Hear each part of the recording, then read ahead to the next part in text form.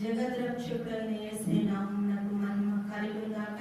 ఈ కాలము heavenly light ministries తరపున మీకు శుభాభివందనాలు తెలియజేస్తున్నాను. మరి పాట పాడుకుంటూ ఈ 14 మే మాసము 14వ తారీఖున ఉదయకాల సమయంలో మరొకసారి దేవుని సన్నిధిని ఆరాధన చేసుకుందాం. హల్లెలూయా. Thank you lord. భజన చేయుచు భక్త పాలక ప్రస్తుతింతు నీ నామమును. భజన చేయుచు భక్త పాలక ప్రస్తుతింతు నీ నామమును. వృజనములపై జయమునిచ్చిన వృజనములపై జయమునిచ్చిన విజయుడా నిన్ను వేడుకొందు. భజన చేయుచు భక్త పాలక ప్రస్తుతింతు నీ నామమును. ఎంత ప్రేమ, ఎంత దయ, ఎంత కృప యేసయ్య నీకు. ఇంతయనివా నింపనిలలో, ఇంతయనివా నింపనిలలో దేవానికి సాధ్యంబు కాదు. భజన చేయుచు భక్త పాలక ప్రస్తుతింతు నీ నామమును. ఉదయకాల సమయంలో వాగ్దాన వాక్యాన్ని మనమందరూ విందామని తన సేవకులు సంఘ కాపరి సాల్మన్ రాజు గారు వచ్చి వాగ్దానాన్ని మన మధ్య పంచుకుంటారు. హల్లెలూయా. దేవుని నామము మహిమపరచబడును గాక. ఉదయ కాలము దేవుడు దానియేలు గ్రంథంలో నుండి 10వ అధ్యాయము 19వ వచనం నుండి మనతో మాట్లాడుతున్నాడు. అతడు మరలా నన్ను ముట్టి నన్ను బలపరచి, నీవు బహుప్రియుడవు, భయపడకుము, నీకు శుభమవును కాక, ధైర్యము తెచ్చుకొనుము, ధైర్యము తెచ్చుకోమని నాతో చెప్పాను. ఆమె ఇక్కడ 4 మాటలు మనం ధ్యానించబోతున్నాం. చాలా సింపుల్ గా. మొదటిది, అతడు మరలా నన్ను ముట్టి. హల్లెలూయా. ఒకసారి ముట్టాడు, మళ్ళీ ఏమంటున్నాడు? ఇప్పుడు మరలా నన్ను ముట్టి అంటున్నాడు. అంటే he again coming and touching Daniel. దానియేలుని ముడుతూ ఉన్నాడు. ఎందుకు మరలా ముడుతున్నాడు అంటే, దానియేలు 21 రోజులు ఉపవాసం చేసి బలహీనపరచబడి ఉండగా, చెప్పండి, ఆ బలహీనపరచబడిన సమయంలో ముట్టి ఏమంటున్నాడు? బలపరచి. హల్లెలూయా. ఎవరిని బలపరిచాడు?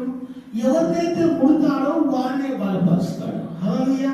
అంటే దేవుడు నీ దగ్గరకు వచ్చాడు అంటే, దేవుడు నిన్ను సమీపించాడు అంటే, నిన్ను బలపరచడానికి అనే విషయం గుర్తుపెట్టుకో.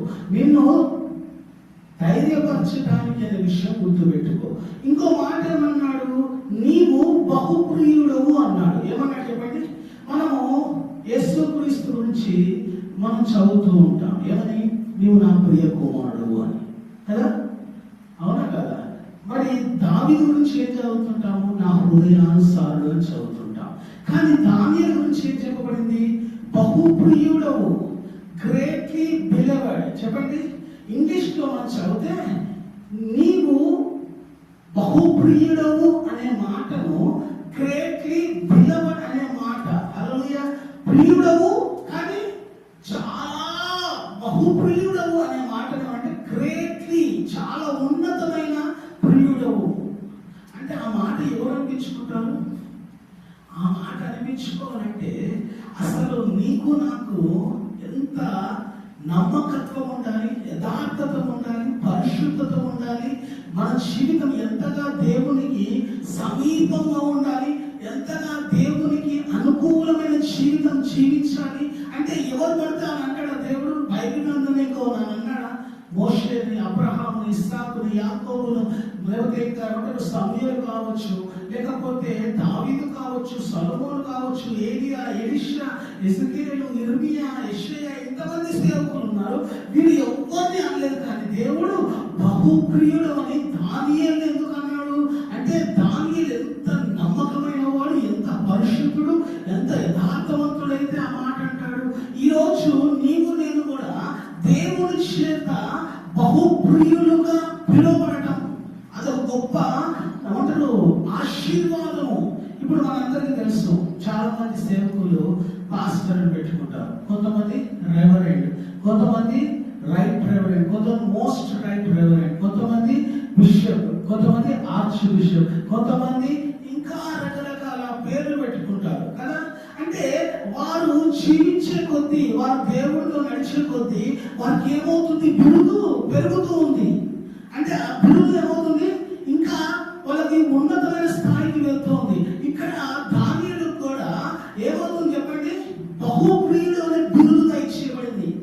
అంటే ఆ బిరుదు మనుషులు ఇచ్చింది కాదు, తన స్నేహితులు ఇచ్చింది కాదు, తన రాజు ఇచ్చింది కాదు, దేవాది దేవుడు ఇచ్చింది. ఆమె మనుషులు ఇచ్చింది కొంతకాలమే, మనుషులు ఇచ్చింది శాశ్వతమైనది కాదు, మనుషులు ఇచ్చింది కొద్ది కాలమే ఉంటుంది. కానీ దేవుడు ఇచ్చింది శాశ్వత కాలం ఉంటుంది. దానియేలు గ్రంథం ఎప్పుడు రాయబడింది, క్రీస్తుకు పూర్వము దగ్గర ఒక 500 సంవత్సరాల క్రితం రాయబడింది.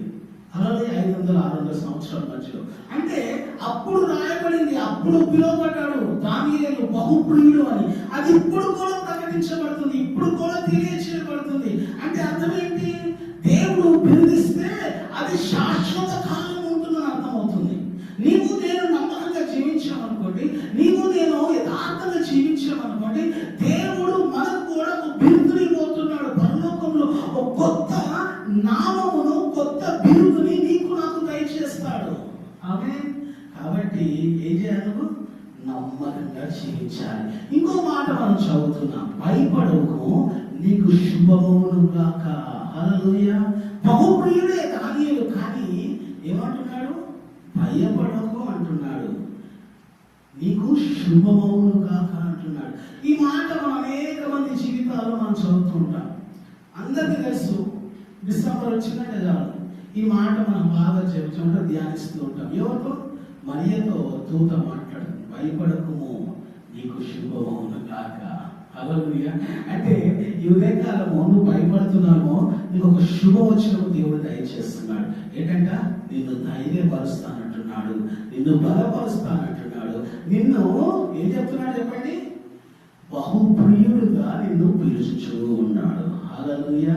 కాబట్టి నువ్వు ఏం చేయాలి, సంతోషించాలి, ఉల్లసించాలి, ఆనందించాలి, ఆర్భాటించాలి, ఆయనను ఆనందంతో కేకలు వేయాలి, ఉల్లాసంతో గెంతులు వేయాలి, ఉత్సాహాన్ని చేయాలి. ఈ లోకంలో ఎవరు నేను అట్లా పిలవరు. బహుప్రియులని, బహుప్రియుడు అని, బహుప్రియురాలు అని దేవుడు తప్ప నేను ఎవరు పిలవరు. దేవుడు ఒక్కడే నిన్ను నన్ను ఆ విధంగా పిలుస్తున్నాడు. You are greatly beloved, my beloved son and Jesus Christ అని చెప్తే దాంట్లో చెప్తాడు మై గ్రేట్లీ బిలవర్డ్ సన్ అంటున్నాడు. అంటే యేసు క్రీస్తు కన్నా ఇంకొంచెము ప్రియుడిగా మార్చబడ్డాడు. అంటే ఇంకొంచెం ఎక్కువమైన ప్రియమైనది. బహుప్రియుడు యేసు క్రీస్తు ప్రియమైన కుమారుడు, ఈయన బహుప్రియమైన కుమారుడు. ఆమె కదా, ఎంత గొప్ప ధన్యత. నీవు నేను కూడా పరిశుద్ధంగా ఉంటే, తన కాలంలో దానియేలు ఎంత పరిశుద్ధంగా ఉన్నాడు, ఈ కాలంలో నీవు కూడా అంతే పరిశుద్ధంగా ఉండు.